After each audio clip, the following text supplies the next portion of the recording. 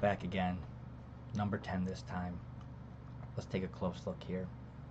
Sarah, remember how the first video I gave you for problem 8 was real short? I mean, it was kind of a long-winded problem, but we got through it pretty quick.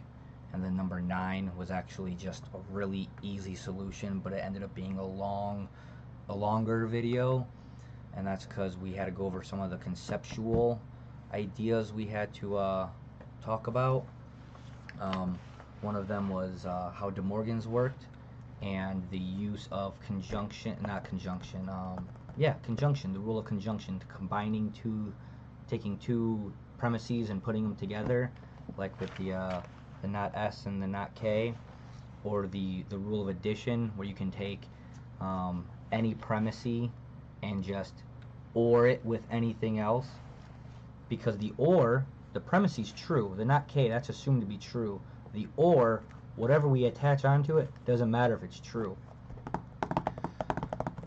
With conjunction, when we use the AND symbol, we need both premises to be there, because the premises are assumed to be true, whether they were given to us or we've used logic in order to deduce them. Now that we have those two premises, we can use conjunction to combine them. Because if you go back way to those truth tables way back in the day, a conjunction, both parts of the conjunction needed to be true in order for the premise to be true. Whereas the OR statements with the little caret key, remember those truth tables, P and Q, they both had to be true in order for the whole thing to be true. If either one of them was false, the whole thing was false. Whereas with the OR statement, either one could be true and the whole thing would be true. The only time it was false is if both of them were false, right? That was way back in the truth tables. So when you do an addition, when you add something on, if you're just going to take like a not K and you're going to add something on, well, the not K is already true. So if we want to add on all this junk, that could be false. Doesn't matter, because it's an OR statement. We can add on false stuff.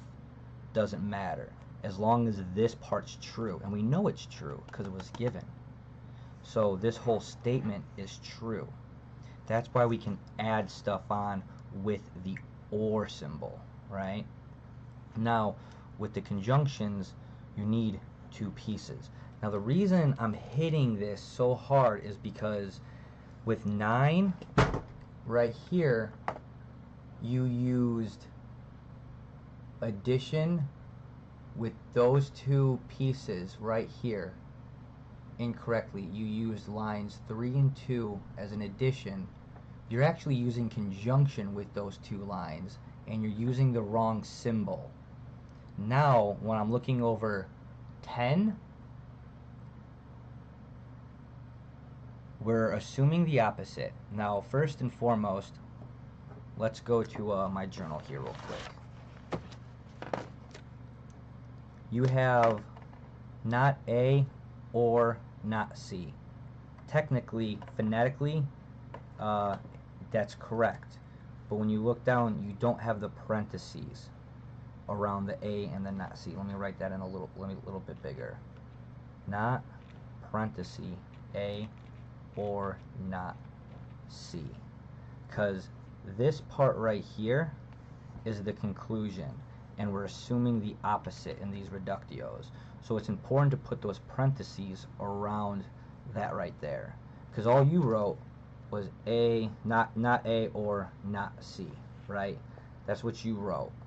Now, I don't know if you meant this or not, and even if you meant that, when you start doing the proof down here, you might forget, and now you don't think to do a De Morgan's. which is exactly what you should have done. But back to the point I wanted to make. This is a good teaching lesson. You used line 2, B, conjunction with C. Sarah, I don't see a C anywhere. How did you used you tried using the rule of addition, but let's go back to my paper here. If you wanted B, all right, for 4, this is your line 4, and you wanted to use line 2 addition, it would be or C. If you wanted to do B and C by lines 2 using conjunction, you would need another line where C was by itself in order to add them together.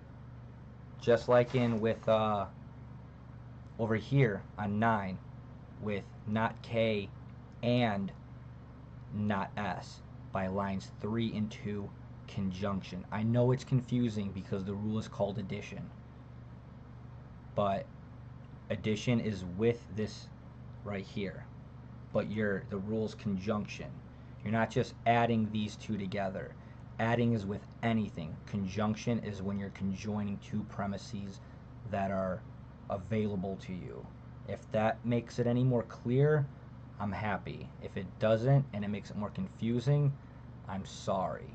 But you can see right here we have you using the addition rule with the right sign, but you're using 2 lines.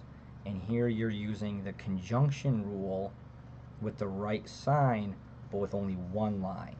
The 1 line thing goes with the addition. Look back on, what page is that? 93 in the book, where you have all your centennial and proportional logical rules. Addition and conjunction are right there. It'll freshen up your memory. So before we go into solving 10, I'm going to go ahead and cut this one short so you can think about that, and then on the next video, that's where we'll start running through number 10 and solve it.